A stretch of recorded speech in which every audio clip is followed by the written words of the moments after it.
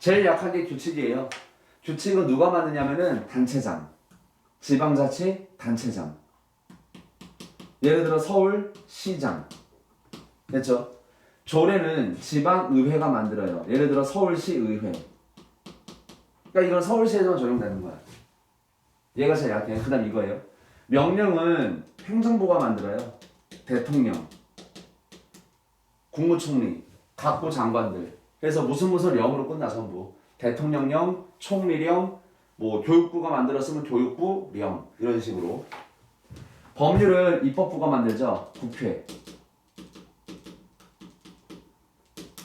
그치? 그러니까 대통령의 명령은 법률을 위반해서는 안 되는 거죠. 즉 대통령의 명령은 법률이 될 수가 없는 거야. 기본적으로. 됐죠? 이걸 바탕으로 얘가 나오고 이런 걸 바탕으로 얘네들이 나오는 거고 그 헌법은 그 나라의 최고법이에요. 그러니까 누가 만들어야 돼? 국민투표로 만들어져요. 반드시. 국민투표로만 바뀌는 거야. 국회가 바꾼다? 못 바꿔요. 왜? 헌법의 내용이 뭐야? 국가의 기본적인 통치 자중의 원리, 국가에서 국민에게 보장할 수 있는 기본적인 권리, 기본권, 국민의 의무 그런 것들을 규정하는데 이런 것들을 국회에 맡긴다? 또는 행정부에 맡겨요? 그럼 우리 국민은 주인이 아닌 거야 더 이상. 그치? 이런 나머지 법률, 명령, 조례, 규칙 등이 나올 수 있는 기본 원리가 헌법인데 이거를 국민이 아닌 다른 존재가 이걸 만든다? 혹은 바꾼다? 그럼 우리는 주인이 될 수가 없는 거죠. 그래서 국민투표를 통해서만 헌법은 개정되는 거야. 다른 방법은 없어요. 최고법이니까. 됐지? 그래서 이런 게 바로 국민주권이야. 써있잖아. 국민투표를 통해서 헌법을 개정한다. 왜? 그 나라의 근간인 법은 나라의 주인이 바꿀 수 있다. 됐죠? 그리고 대통령이나 국회의원도 다 우리가 뽑잖아. 선거를 통해. 왜? 우리가 주인이니까. 우리가 정치를 직접 하면 제일 좋겠지만 우리는 바빠요. 땅도 커. 인구도 많아. 한 자리에 못 모여. 그러다 보니까 뭐 해야 돼? 맡길 수밖에 없잖아. 그럼 누구한테 맡겨야 돼? 국민이 가장 많이 선택한 그 인물한테 맡길 수밖에 없지 않겠니? 그렇죠. 그러니까 이런 거 자체가 다 국민 주권이 되는 거죠. 됐지? 그 다음에 권력 분립의 원리는 뭐니? 자세히 나오진 않았네. 권력 분립에 대해서. 자, 권력 분립은 말 그대로 국가 권력을 나누어서 서로 견제, 균형. 자, 지금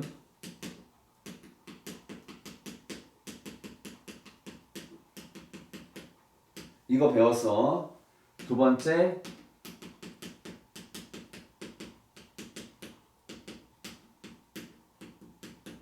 이거 할 텐데 권력 분립의 원리는 국가기관끼리 입법부, 행정부, 사법부 있잖아. 입법부, 행정부, 사법부 각각 뭐라 불러? 국회라고도 부르고 정부라고도 부르고 법원이라고도 부르죠. 법원. 얘네들이 권력을 나누어야 서로 뭐 할 수 있어? 견제. 그래야 권력의 균형이 나오죠. 그래야 뭐 할 수 있어? 권력의 독점이나 멋대로 쓰는 남용을 방지하죠. 그래야 우리 국민의 기본권을 보장할 수 있겠죠. 그러니까 권력 분립의 목적도 이거예요.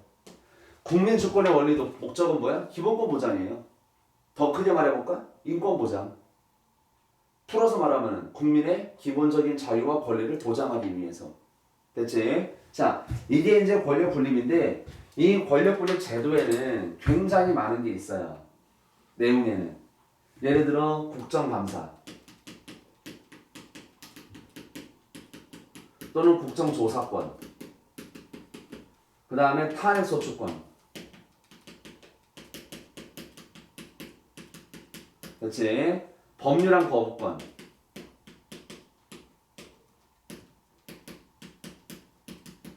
뭐 위헌 법률 심사 제청권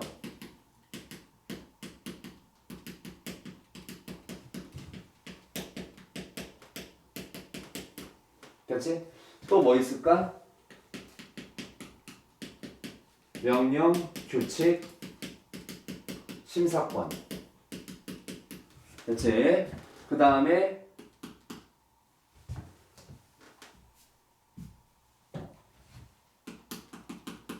대법원장 혹은 대법관 임명권 그 다음에 대법원장 혹은 대법관 임명 동의권. 이런 것들이 전부 권력 분립과 관련된 제도예요.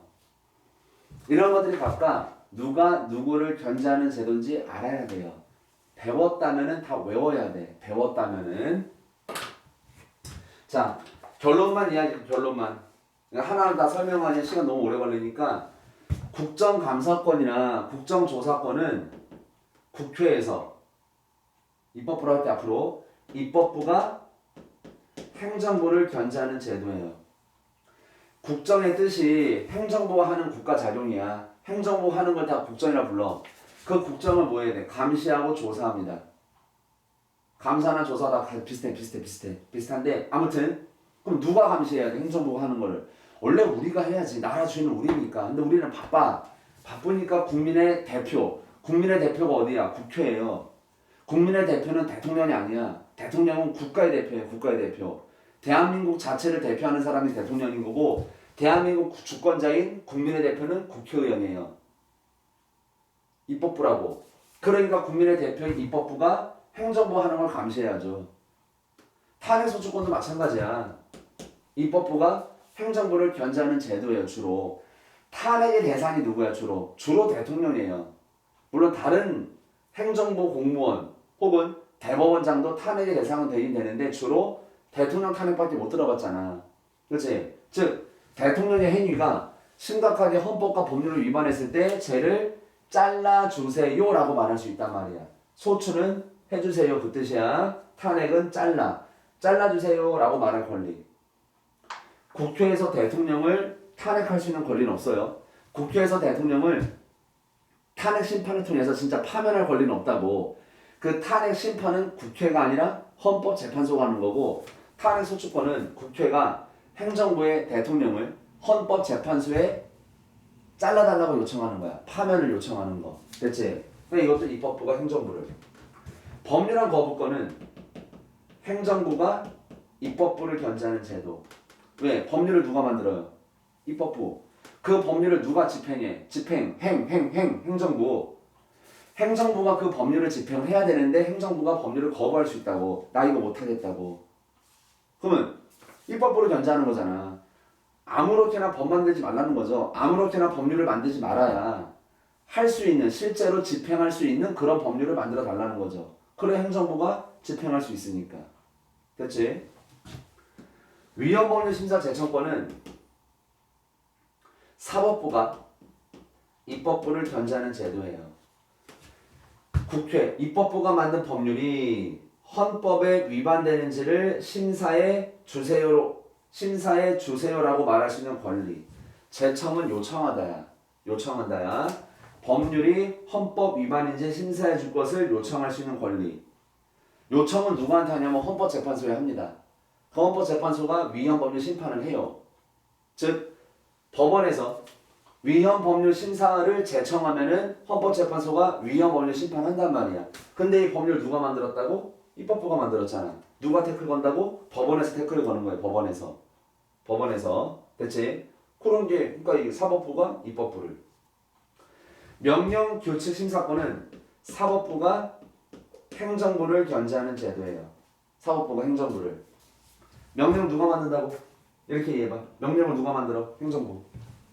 그러면 행정부가 만든 명령은 뭐에 어긋나면 안 돼? 바로 상위법인 법률이나 헌법에 어긋나면 안 되겠죠.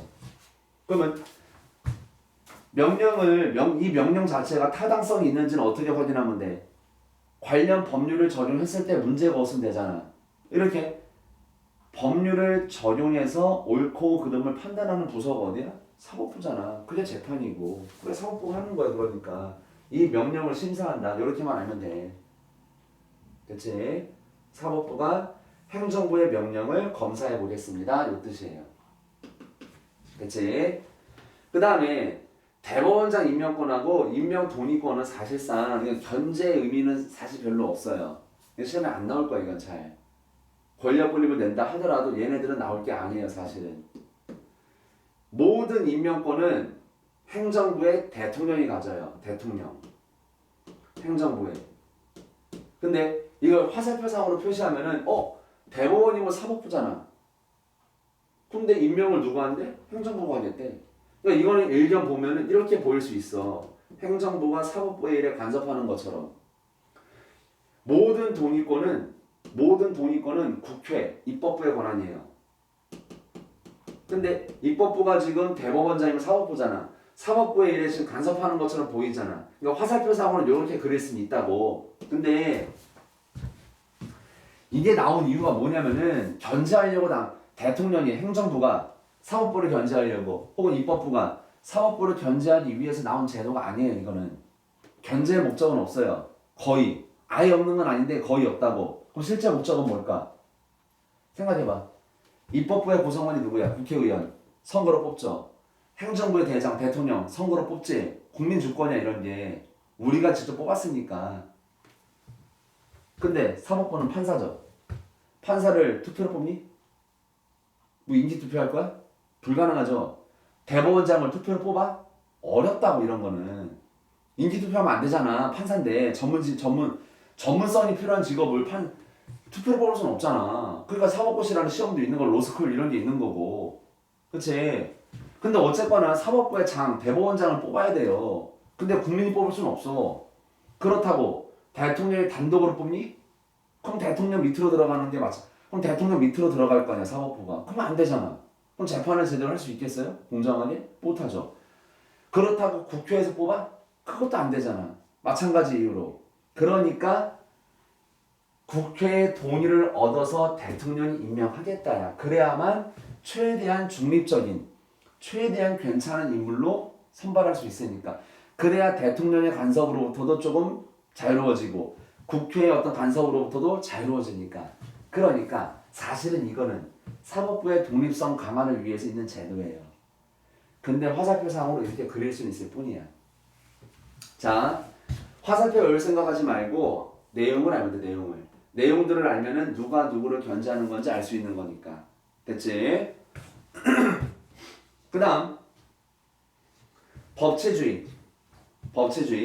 법치주의는 국가의 운영이 국회에서 제정한 법률에 근거해서 수행되어야 한다. 됐죠? 뭐냐면은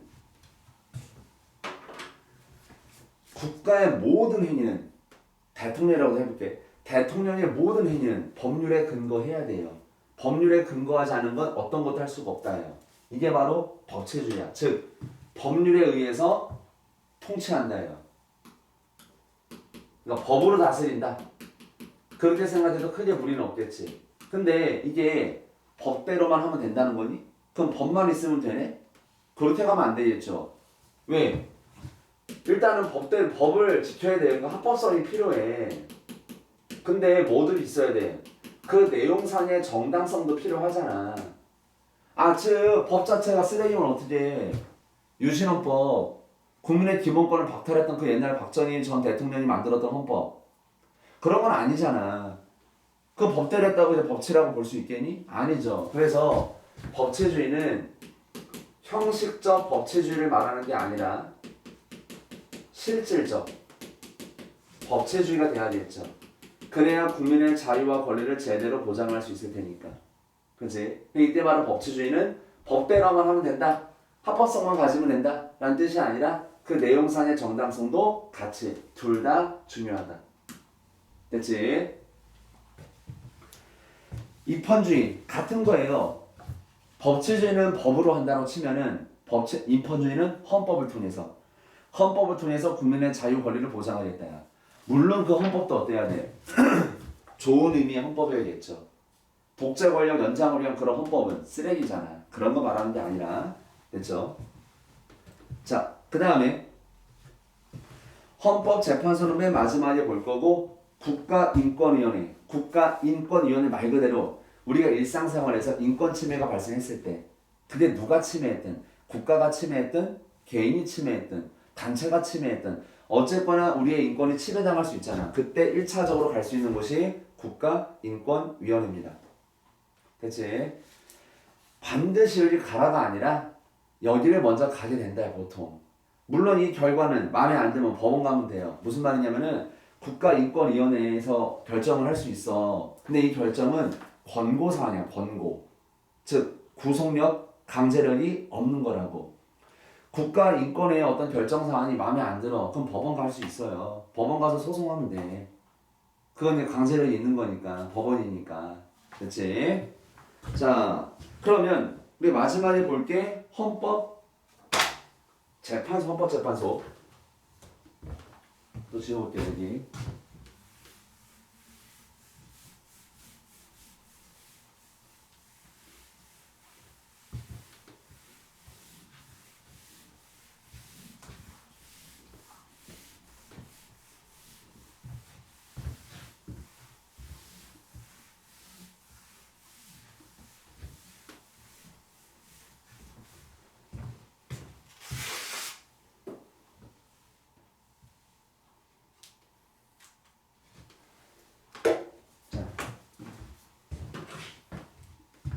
자, 일단 헌법재판소 써있지 뭐 하는 데인지는 됐죠?